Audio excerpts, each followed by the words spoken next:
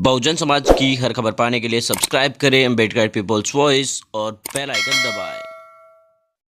ये सरकार लगातार जब से सत्ता में आई है कानून का राज स्थापित करने के मामले में पक्षपातपूर्ण निर्णय करने का काम करती है। इंस्पेक्टर सुबोध कुमार सिंह की हत्या होती है, हत्यारों को माला पहनाया जाता है। हाथरस में वाल्मीकि समाज के बच्ची के साथ बलात्कार और उसका उत्पीड़न हत्या होती है, हत्यारों के पक्ष में पंचायत की जाती है। बलिया में बाल का हत्या होती है, हत्यारों के पक्ष में पंचायत की जाती है। माननीय अध्यक्ष जी, महामहिम के अभिभाषण पर माननीय नेता विरोधी दल द्वारा रखे गए संशोधन के पक्ष में आपने मुझे बोलने का अवसर प्रदान किया, इसके लिए मैं आपका आभारी हूँ। हाँ।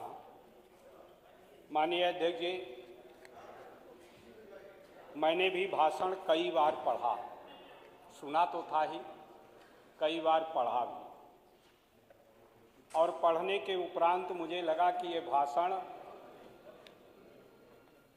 धोखा है प्रदेश की जनता के लिए। पर सरकार के पास कोई नीतियां नहीं हैं, केवल जनता को गुमराह करने का एक दस्तावेज। और माननीय महामहिम राज्यपाल महोदया ने भी इस बात को महसूस किया कि प्रदेश सरकार के द्वारा जो भाषण तैयार किया गया है उसमें जनता के लिए कुछ भी नहीं है। जैसा माननीय नेता विरोधी दल ने कहा, उसी कारण उन्होंने यहाँ आने से हिचक रही थी। सरकार के दबाव के बाद, आग्रह के बाद, उनसे आग्रह करने के बाद 7.5 मिनट विलंब से, और प्रदेश के इतिहास में पहली बार ऐसा हुआ है कि कोई महामहिम राज्यपाल निर्धारित समय से 7.5 मिनट विलंब से आया। ये इस बात को साबित करता है मान्यवर कि इस भाषण में कुछ भी नहीं है। मान्यवर, मैं कोई बहुत लंबा समय आपका नहीं लेना चाहूँ, सदन का नहीं लेना चाहूँगा। माननीय नेता प्रतिपक्ष के द्वारा बहुत सी बातें रखने का काम किया गया है, मैं उसको दोहराने का भी काम नहीं करूँगा। प्रस्तावक महोदय माननीय श्री उपाध्याय जी द्वारा जब धन्यवाद प्रस्ताव रखा गया तो उन्होंने भी अपना जो भाषण दिया धन्यवाद प्रस्ताव के पक्ष में, उसमें भी प्रदेश सरकार के कार्यों का उल्लेख न करते हुए राष्ट्रीय और अंतर्राष्ट्रीय बातों को रखने का काम किया। 90% समय उन्होंने जैसे राष्ट्रीय अंतर्राष्ट्रीय सदन में कोई बोल रहे हों उस तरह से बात रखने का काम किया। और मैंने पहली बार ये भी देखा कि प्रदेश के बारे में चर्चा कम, देश के प्रधानमंत्री का केवल तारीफ करने में पूरा समय उन्होंने बिताने का काम किया। माननीय मुख्यमंत्री जी की भी तारीफ में बहुत कम बोलने का काम किया।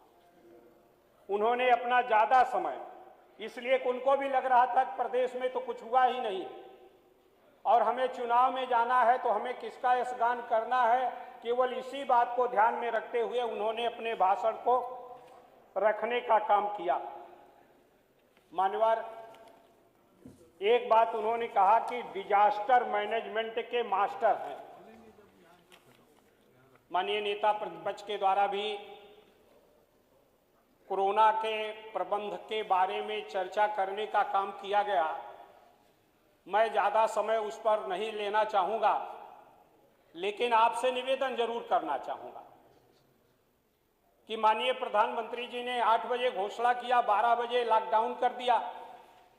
हम बंबई गए हों, दिल्ली गए हों, किसी दूसरी जगह गए हों, अपने घर में ना हों और दूसरे के घर में अतिथि बनकर गए हों, लॉकडाउन हो गया, 4 घंटे में नहीं आ सकते। तो महीना 2 महीना वहां बिताना कठिन होगा। बंबई में रहने वाला मजदूर एक एक घर में खोली में 50-50 मजदूर रहता है। इस तरह रहता है कि पाली वाइज उसकी शिफ्ट रहती है, कोई किसी समय गया, कोई किसी समय काम पर गया, एक साथ उसमें रहना नहीं रहता, उसमें रह लेता है। जब लॉकडाउन लग गया, उसको आने को नहीं मिला, खाने को नहीं मिला, तो विद्रोह पैदा हो गया और वो अपने घर की तरफ भागने का काम किया। और जिस तरह से रास्ते में जिस तरह की परेशानियों का सामना करना पड़ा मान्यवर, ये मैनेजमेंट का उदाहरण नहीं है। जिस तरह से सीमेंट के मिक्सचर मशीन के अंदर बैठकर उसको चलना पड़ा मजबूरन, जिस तरह से माल गाड़ियों में माल ढोने वाले ट्रकों के माल के बीच में बैठकर उसको आना पड़ा, ये मैनेजमेंट का कौन सा रूप है? माननीय उपाध्याय जी जरा इसको भी इंगित करने का काम करें। किस तरह से प्रदेश का प्रवासी मजदूर जो दूसरे प्रांतों में था वो किस तरह से प्रत्यारित किया गया। मानवर, एक उदाहरण में, कोई लंबा चौड़ा नहीं, जगह जगह से फोन आता था, हम लोग उनके खातों में पैसा डालने का काम भी किए, अनेकों मजदूरों के खातों में पैसा डालने का काम किया गया। मानवर, एक उदाहरण मैं बताना चाहता हूं जो मेरे सामने आया। हमारे क्षेत्र के 10-12 मजदूर थे, किसी तरह से ट्रक के माल के बीच में बैठकर आए, प्रतापगढ़ में उनको छोड़ दिया गया, वहां पर जंगल किसी जगह छोड़ा गया, वो बेचारे 4 दिन से भूखे प्यासे। अंत में मुझे फोन किया, हमने कुछ खाने का प्रबंध कराया। मैंने माननीय मुख्यमंत्री जी को संज्ञान में भी लाने का प्रयास किया, लेकिन उसके बावजूद भी उनको ना तो वहां पर कोई व्यवस्था की गई, ना वहां से लाने की कोई व्यवस्था की गई। वो रेलवे की पटरियों पर चढ़ते चलते हुए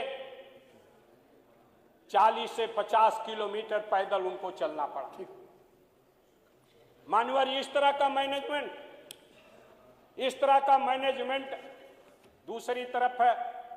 बड़ी चर्चा करते हैं हमारे संसदीय कार्य मंत्री जी, यूरोप और अमेरिका का उदाहरण देने लगते हैं कि हमने मैनेजमेंट किया जिसके कारण कोरोना के समय हमारे लोगों के साथ उतने हम प्रभावित नहीं हुए, इफेक्टिव नहीं हुए। हमारे यहाँ मरने वालों की संख्या उस तरह का नहीं रही जो अमेरिका और यूरोप में रहा। अमेरिका और यूरोप का तो उदाहरण देते हैं, लेकिन चीन और पाकिस्तान और बांग्लादेश का उदाहरण नहीं देते। चीन में 89,000 केवल पॉजिटिव हुए। उत्तर प्रदेश से कितना बड़ा देश है वो, हमारे देश से 1.5 गुना की आबादी वाला चीन 89,000 पर पॉजिटिव होने पर रोक लेता है और हम 1,10,00,000 से ऊपर पहुंच जाते हैं। उत्तर प्रदेश में 8,000 लोग मृत्यु प्राप्त करते हैं, पाकिस्तान में भी लगभग उतना ही मृत्यु होती है। उन्होंने कोई लॉकडाउन इस ढंग से नहीं किया। हम लॉकडाउन किए, लोग प्रताड़ित हुए, और जैसा माननीय नेता प्रतिपक्ष ने कहा कि जितने लोग कोरोना से नहीं मरे उससे कई ज्यादा गुना लोग प्रॉपर इलाज न होने के कारण अन्य बीमारियों से मर गए। इसका उल्लेख आपने नहीं किया।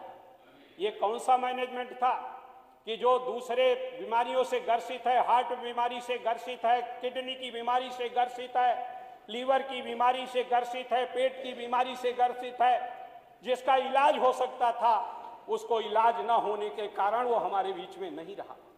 और आपका बहुत अच्छा मैनेजमेंट, जिस मैनेजमेंट के चलते हमने अपने 2 मंत्रियों को भी खोने का काम किया और इसी सदन में हमने उनके लिए शोक प्रस्ताव लाने के लिए विवश होना पड़ा। ये कौन सा मैनेजमेंट है? कौन सा डिजास्टर मैनेजमेंट है? मैं नहीं समझ पाया। मान्यवर, आज किसान की बात आती है। मेरा ये मानना है कि कोरोना के मैनेजमेंट में